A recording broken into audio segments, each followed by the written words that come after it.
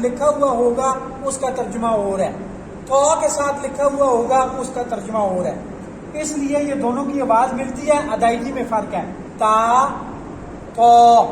اسی طرح یہ آگے جو 4 حروف لکھے ہیں ان چاروں کی آواز آپس میں ملتی ہے، ادائیگی میں فرق ہے۔ پہلا دال نرم حروف میں آتا ہے، دوسرا زا سیٹی والے حروف میں آتا ہے، تیسرا بود۔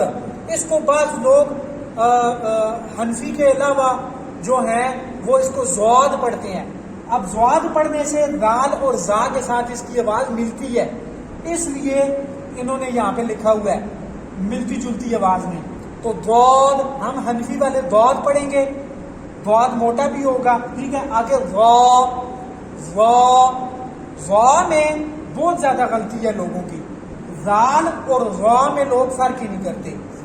دال باریک ہے، وا موٹا ہے، زا سیٹی والا ہے، اور دود یہ ڈفرنٹ آ جاتا ہے۔ اگر اس کو زود بھی پڑھیں گے تو اس کے آخر میں دال حروف قلقلہ کی آواز آ رہی ہے، ٹھیک ہے۔ آگے ہا اور ہا ان دونوں کی آواز بھی لوگ مکس کر دیتے ہیں۔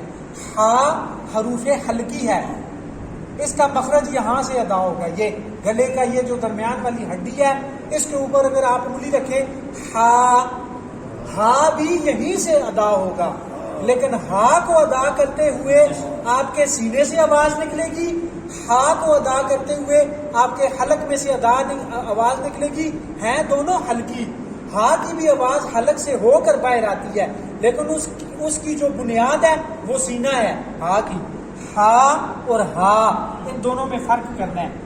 تا نرم حروف، سین اور صاد دونوں سیٹی والے حروف ہیں۔ فا کو سین اور صاد کی آواز کے ساتھ مکس نہیں کرنا۔ عین حمزہ دونوں حروف حلقی ہیں، حلق میں سے ادا ہونے والے ہیں، دونوں کی ادائیگی میں تھوڑا سا فرق ہے۔ حمزہ اور عین اس کو عین نہیں پڑھنا، بعض لوگ اس کو عین پڑھ دیتے ہیں یا عین پڑھ دیتے ہیں، عین بھی نہیں کرنا۔ عین یہ ہے، عین یہ ہے، ٹھیک ہے۔ یہ عین عین، ٹھیک ہے۔ قاف کاف، اب ان دونوں بہت فرق آ جاتا ہے میننگ میں۔ قاف موٹا قلم والا، ٹھیک ہے، اور یہ کاف کالم والا کش والا، ان دونوں کے میننگ میں بہت زمین آسمان کا فرق ہے۔ قاف اور کاف دونوں میں فرق کرنا ہے۔ یہ ہمارے آج کے جو پہلا لیسن ہے ہمارا حروف تہجی والا، اس میں جو مین چیزیں ہیں ضروری وہ میں نے آپ کو بتا دی ہیں، تختی بھی آپ کے سامنے ہے، قاعدہ بھی میں نے آپ کو بھیجا ہوا ہے، تو آپ نے ان چیزوں کو فالو کرنا ہے۔ جزاک اللہ۔